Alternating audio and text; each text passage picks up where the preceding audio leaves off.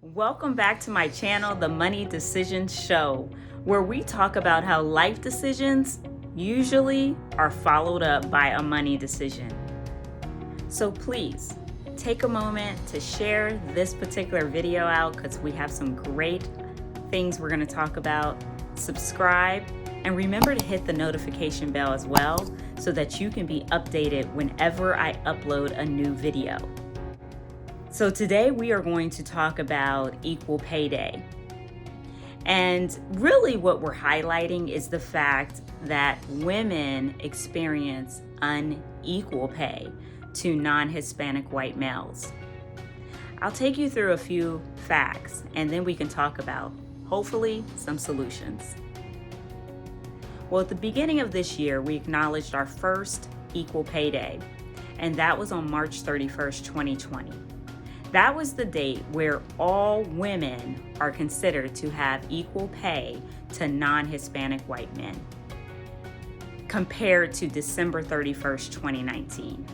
So we get to March 31st, 2020, and that is the place where women are considered to have equal pay to men.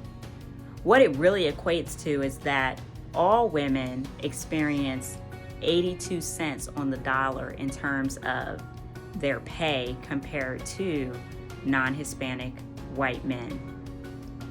That is something that we really need to tap into. So I'm going to talk to you about the other cultures and the breakdown of the various ethnicities of women and when that equal pay occurs for them. On February 11th, 2020, Asian women experience their equal pay day. They are paid 90 cents on the dollar in comparison to non-Hispanic white men. On August 13th, 2020, that is the date that Black women are recognized as experience equal pay.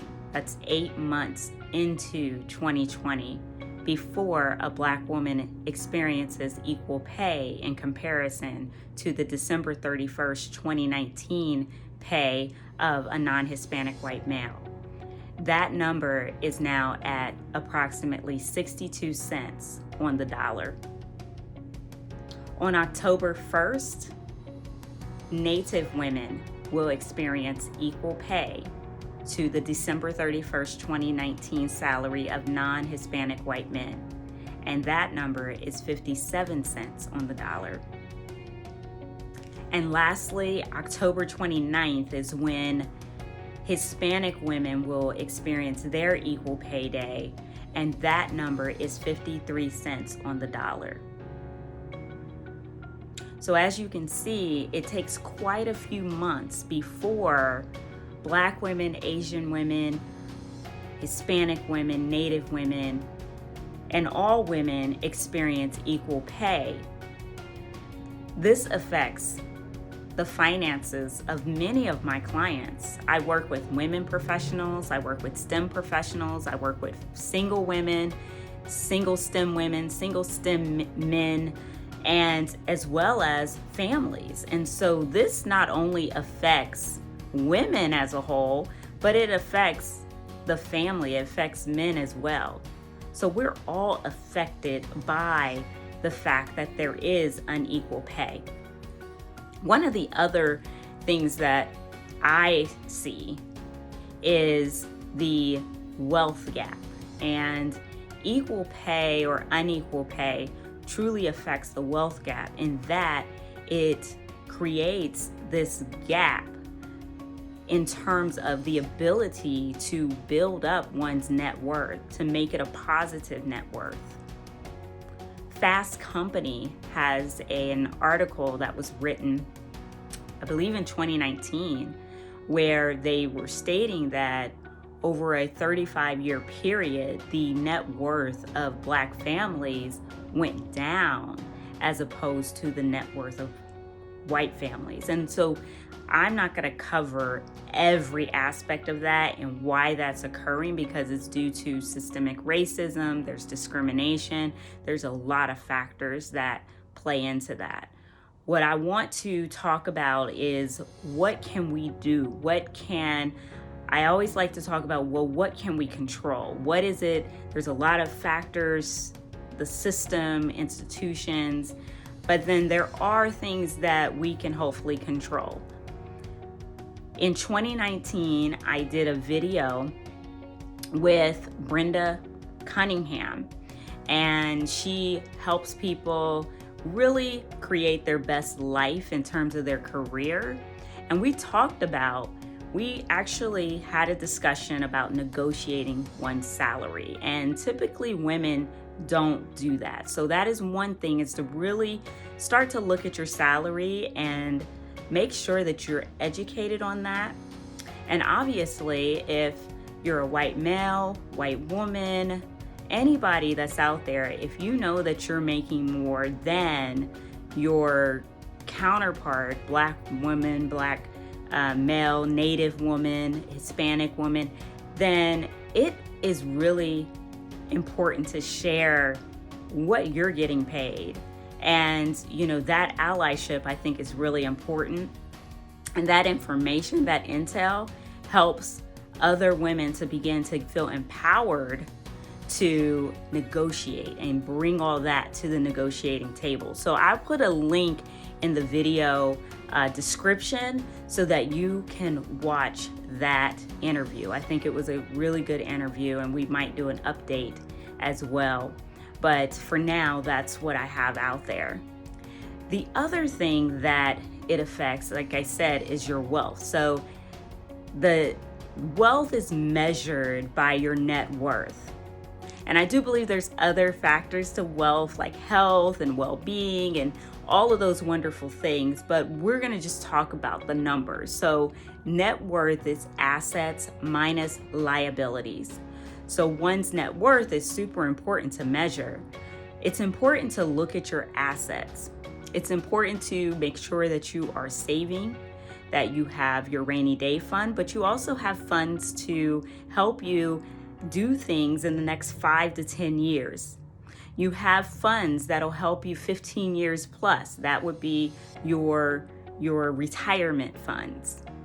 It's important to, when it's time to look at owning property, buying a home, owning property. Now, you want to make sure you're educated when you start to do real estate beyond just home ownership, but there is a place for it depending on your situation.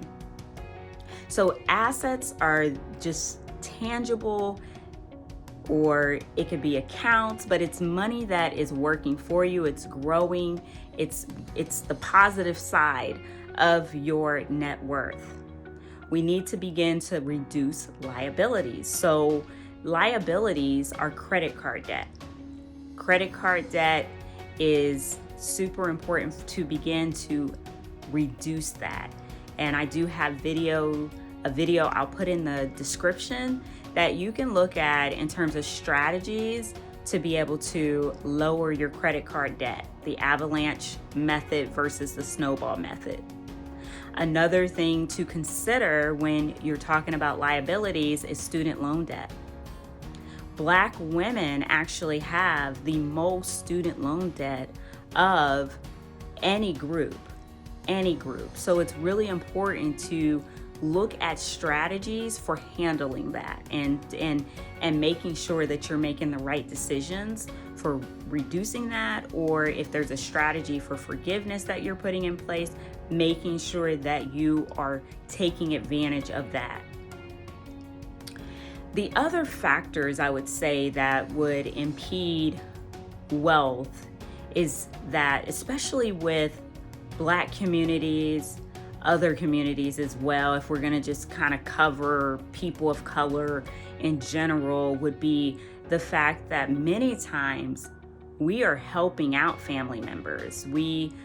That income, that salary that one might make, even if it's a great salary, you're still making sure you're accounting for making sure mom's credit card is paid off. You're making sure maybe that housing is taken care of for your mom, siblings, aunt, uncle, cousins.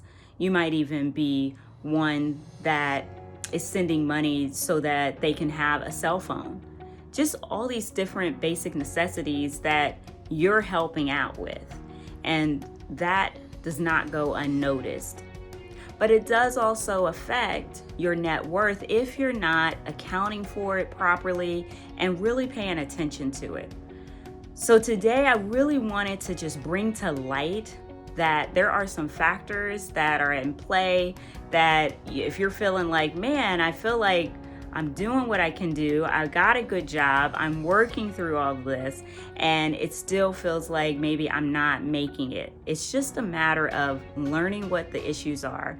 There are outside forces that are affecting that, but once you realize that, you can start to arm yourself and equip yourself with information so that you can begin to build your net worth, grow your net worth, increase those assets intentionally, and really reduce those liabilities. So I would love to hear from you. I'd love to hear and have a discussion about how do you see this affecting you, and then how are you taking this and saying, you know what, I'm going to change this. I'm going to do something about it. And, if you're looking for more information, I've always shared that I do have an ebook, and it's a free ebook guide where you can get 6 to 7 tips on what you need to do to craft your amazing financial success story and really get a hold of this so that you can change your trajectory and your life for the next generation to come. So thank you all. I really appreciate it. So please like, share, and comment. I'd love to hear your feedback. Have a wonderful day.